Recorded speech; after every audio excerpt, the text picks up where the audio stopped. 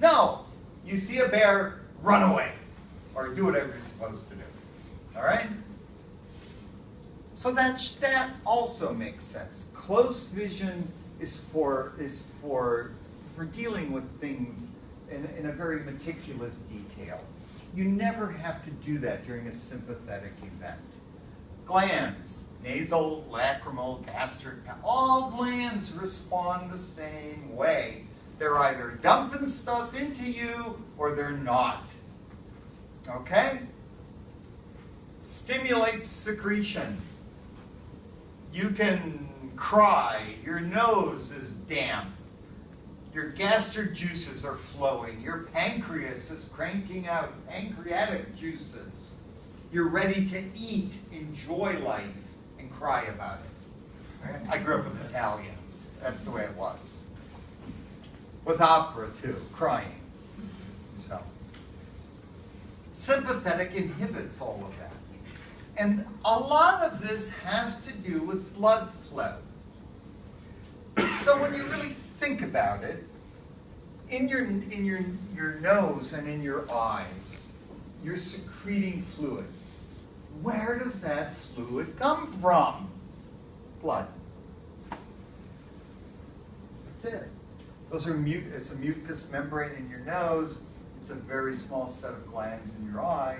But where does the fluid come from? It's got to be extracted from blood. So, with the sympathetic event, you have vasoconstriction. You have less blood flow, therefore less access to fluid. It makes perfectly good sense. Salivary glands. Yeah, they secrete, they don't secrete. Same issue.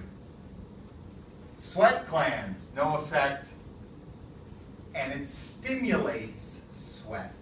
So basically, under normal circumstances, you don't sweat much. You really don't. You sweat in response to changes in temperature. As your metabolic activities change, that's fine, that's normal. But now, and you know this when you have a presentation, when you have an important meeting, when you're meeting somebody really special, your hands get sweaty. You're starting to sweat. You're finding you're perspiring.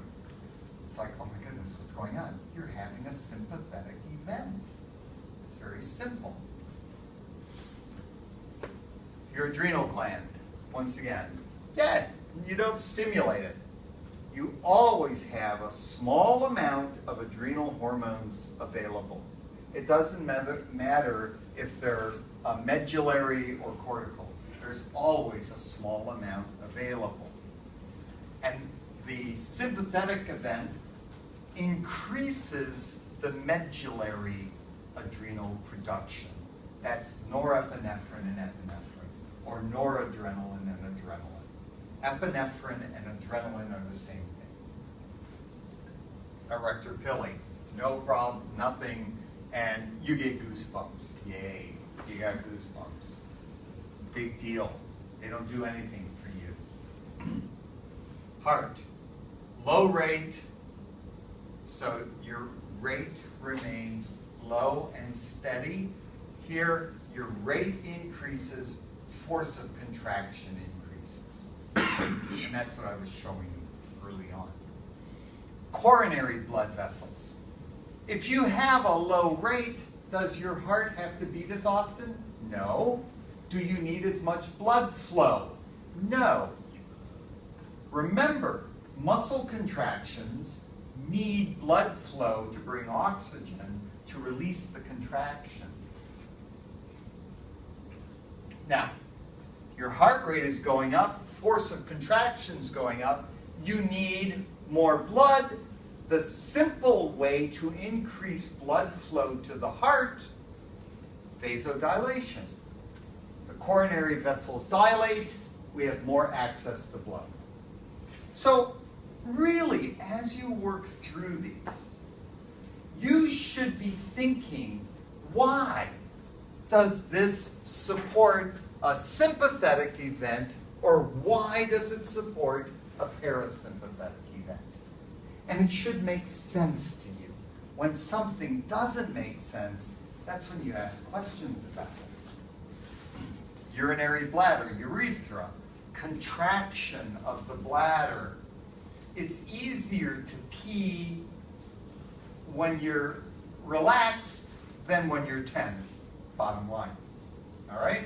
A lot of times in that transition from parasympathetic to sympathetic, people pee their pants. They lose control. That happens too. Lungs. Constricted bronchioles. So your bronchioles are smaller. And that should make sense because your heart rate is lower. If your heart rate is lower, what's the demand for oxygen? It's low. Oh, your bronchioles are smaller because your breathing is slower and more shallow. Now you have the sympathetic event, your bronchioles dilate. They open wide, you're breathing faster, and you're taking deeper breaths. That all works together. Digestive tract. We increase motility, increase secretions, increase also, yes? Sorry, back to the lungs. Yes. How does that work with asthma? I'm sorry? How does that work with asthma? It doesn't. Is that, okay, so that's Asthma is a breakdown in everything here.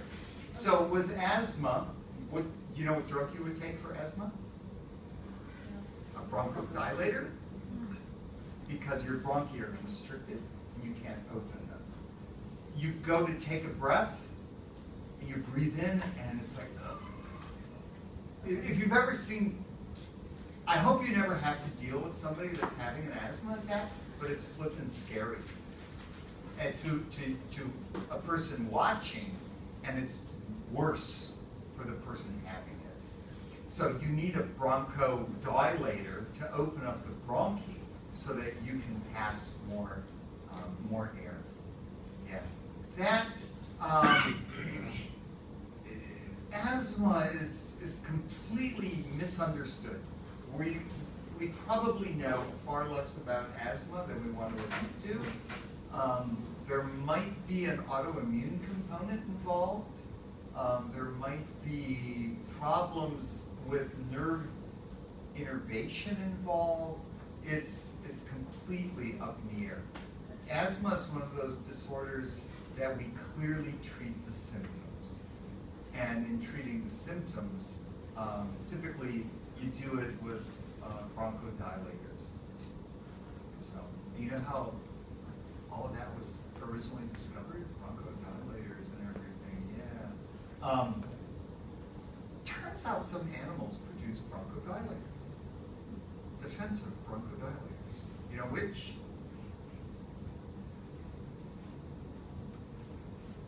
So, researcher. Thank you. By saying no, I get to tell you another story. Researcher has a daughter with asthma. And, daughter is, 7, 8 years old. Researcher's sitting on the front porch. Daughter is on the front porch, starts to have an asthma attack. Okay? Researcher goes up, and I keep saying researcher, and there's a reason. Dad, let's call him Dad. Dad is like in a panic now, needs to go get her spray. The dog runs on the porch crying fanatically because it just got sprayed by a skunk. And the daughter's asthma attack stopped.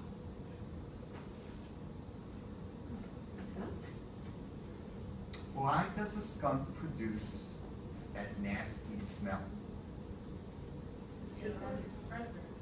Okay, actually it doesn't scare. If you have, my guess is most of you have not had first-hand experience, and I'm saying maybe from me to you, from me to you, of a skunk letting fly. It's very different.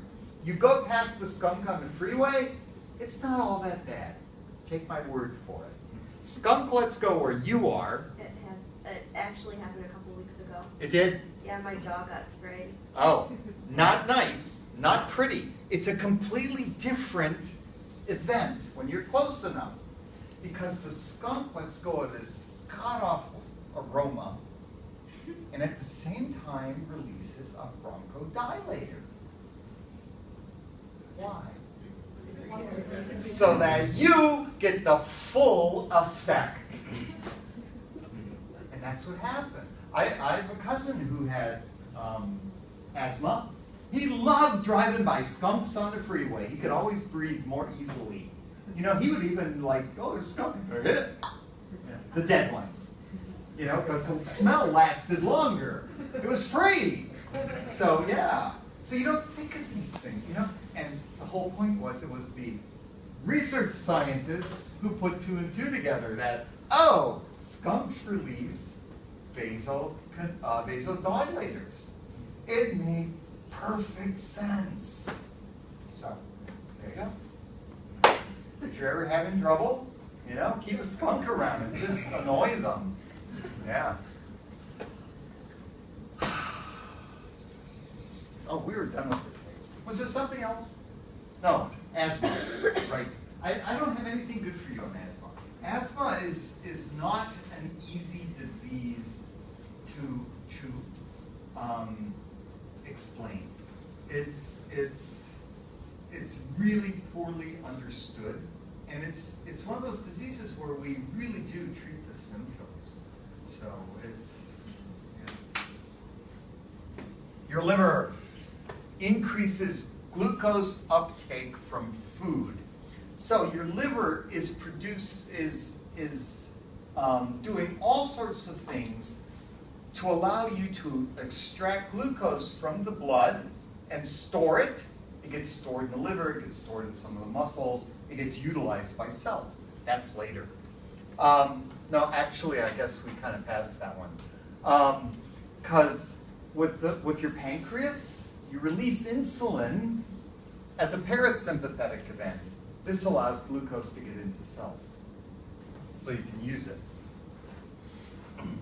The release of glucose to the blood. So once again, with the sympathetic event, we want to release glucose. But now we have an issue.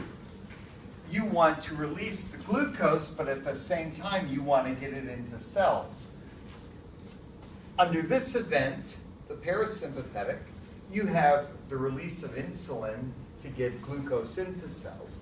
Under the sympathetic event, you have access to more glucose, but your insulin levels don't change. So now you're chronically under stress. What's happening to you? Well, let's look at the chemistry. So if you're chronically under stress, you're releasing glucose to the blood. Your blood glucose levels are going to go up. What's that do to your blood pressure? It goes up. Oh, your blood pressure goes up. This, your glucose levels go up. This is probably in combination with decreasing sensitivity of cells to insulin, so that your glucose levels now stay high because you can't get glucose into cells. Insulin only allows glucose to enter cells. It does nothing for metabolism. So, okay? Does it increase the chance of having diabetes? It does, yeah, it does, ultimately, yeah. But during a sympathetic event, you have high glucose in your blood, and you have high blood pressure. And if it's chronic, you're probably going to shift over. You can stimulate a sympathetic event kind of by becoming diabetic. Diabetes drives your blood pressure up chronically, drives your glucose up. It's just like being in a permanent sympathetic event. And it's very hard on all of your organ systems. Gallbladder inhibits the gallbladder, excites the gallbladder. So under a parasympathetic event, you can dump bile and bile salts, so you can digest food. Under a sympathetic event, you can't. Kidneys, no effects. Promotes renin, causes vasoconstriction. So now, this is complicated.